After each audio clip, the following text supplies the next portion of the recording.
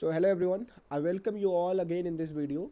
Here in this video we will understand about the coming together federation and holding together federation and what are the difference about them and what are the some important question which we can expect in the our examination and what are the some MCQs and how these questions can come in the exam. So हमें ये देखना है इस video के अंदर. But before understanding it, let's understand something very important जो हमने last video में किया था, and that was the technique to learn about the various power mentioned under the union list, state list and concurrent list, and here are the questions on it. You can take the screenshot of this questions and also answer it in the comment box as well if you know the answer. So such kind of questions you are going to get in your examination, so be ready for the such kind of questions. We have already discussed and learned about the tricks and techniques to solve such questions. अगर आपने नहीं देखा, please go to that video and watch that carefully. Now in this video we will learn about some new topic, that is the coming together federation and holding together federation. So let's understand something. Before that, let's understand a very basic about this topic. Look, we are talking about democratic politics. That means everything which is related to democracy, that is what we are talking about.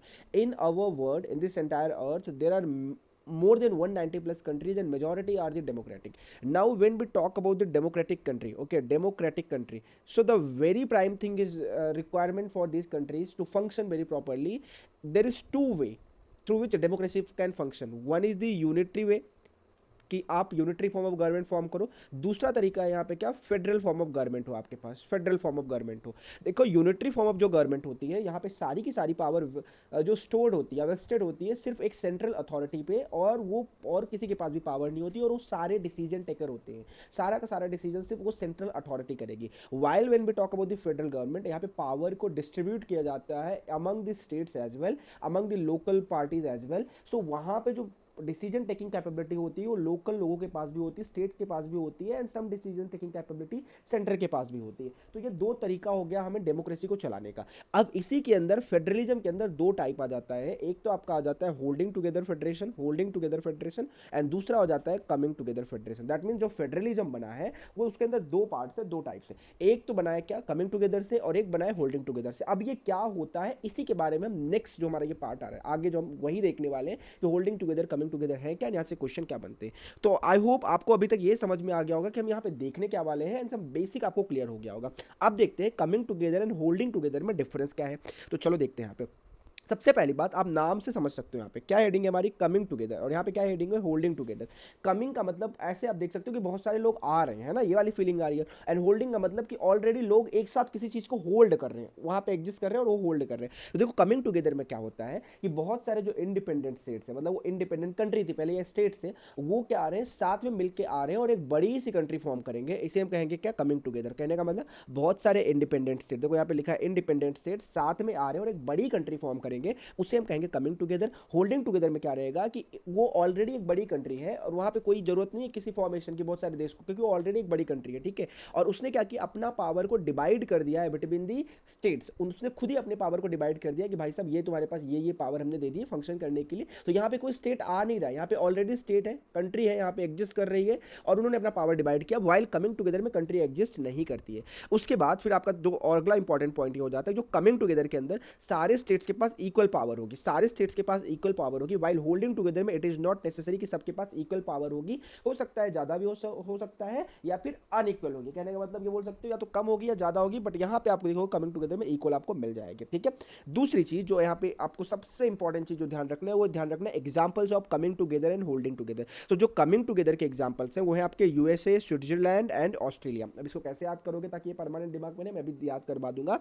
And holding together के example है India, Spain and Belgium, India, Spain and Belgium. तो ये example हो गया holding together का. बस इतना ही आपको जानना है. पहला पॉइंट तो क्या, इनकी मीनिंग क्या है. दूसरा पॉइंट क्या, इनकी पावर डिस्ट्रीब्यूशन कैसे. और तीसरा पॉइंट इनका एग्जांपल. ये क्वेश्चन आएगा जो 3 मार्क के लिए आएगा, नहीं तो नहीं आएगा, या फिर 1 मार्क का एमसीक्यू आएगा. इसके अलावा सीबीएसई कुछ भी नहीं पूछता है.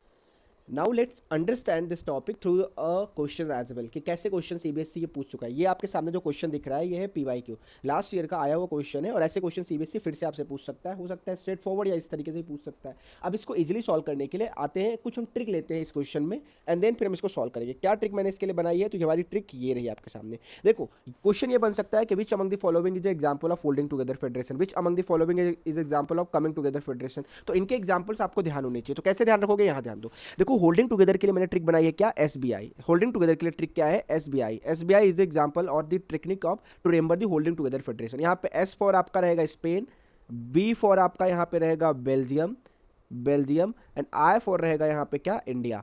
तो SBI में होल्डिंग टुगेदर के एग्जांपल क्या रहेंगे आपके, SBI, S for Spain, B for Belgium, I for India. फिर हम बात करेंगे कमिंग टुगेदर की। तो कमिंग टुगेदर का एग्जांपल क्या मैंने लिया यहाँ पे, USA। आप कहोगे सर ये तो एक ही कंट्री हुआ, बट USA के नाम में ही 3 कंट्री आ रही है। देखो U, सबसे पहली बात U for again United states of America, S for Switzerland and A for Australia. तो U for United states of America, S for Switzerland and A for Australia. तो ये 3 कंट्री हो गई फिर से इससे भी। तो ये एग्जांपल्स हो गए कमिंग टुगेदर फेडरेशन की। होप आपको दोनों के एग्जांपल क्लियर हो गए होंगे। अब आते हैं इसी बेसिस पे सॉल्व करते हैं इस क्वेश्चन को। आप सबने पढ़ा है पावर, पहला जो चैप्टर है पावर शेयरिंग, वहाँ पे कम्युनिटी गवर्नमेंट कहाँ पे होती है आप सबको पता है, कहाँ पे, बेल्जियम में। तो ए का सेकंड होना चाहिए। ए का सेकंड कहाँ पे है, कहीं पे नहीं, ऑप्शन बी में राइट आंसर बी होगा, क्योंकि यहीं पे सिर्फ ए का सेकंड है। ये तो हमने आंसर बता दिया, बट चलो फिर भी एक बार देख लेते हैं, अगर हमें प्रॉपर सॉल्व कर लेते हैं ताकि हमें पता है आंसर की नहीं, हमें ये भी पता चल जाएगा। Then unitary system of government, मैंने अभी थोड़ी देर पहले स्टार्टिंग में बताया था कि यूनिटरी फॉर्म ऑफ गवर्नमेंट क्या होती है, जहाँ पे सारी की सारी पावर एक सेंट्रल अथॉरिटी में वेस्ट होती है, स्टेट गवर्नमेंट नाम की चीज एग्जिस्ट वहाँ नहीं करती है। तो उसका एग्जाम्पल क्या हो जाएगा यहाँ पे, यूनिटरी। देखो यूएसए में तो स्टेट्स होती है, इंडिया में भी स्टेट्स होती है, बचा क्या हमारे पास, श्रीलंका। तो श्रीलंका एग्जांपल हो गया क्या, unitary form of government, unitary system of government को, ठीक है। अब कमिंग टुगेदर फेडरेशन की बात कर लेते हैं। तो देखो कमिंग टुगेदर में हमने पढ़ा है क्या, यहाँ पे देखो यूएसए, यूएसए फॉर आपका हो जाएगा यूनाइटेड स्टेट्स ऑफ अमेरिका। तो कमिंग टुगेदर का यूएसए हो गया, तो सी का फर्स्ट, एंड बचा होल्डिंग टुगेदर का तो इंडिया हो गया। तो इस तरीके से हमने इस एमसीक्यू को भी सॉल्व कर लिया। होप आपको ये वीडियो अच्छी लगी होगी, अगर अच्छी लगी तो please do like this video and also subscribe this channel as well. Thank you so much for watching this video, thank you.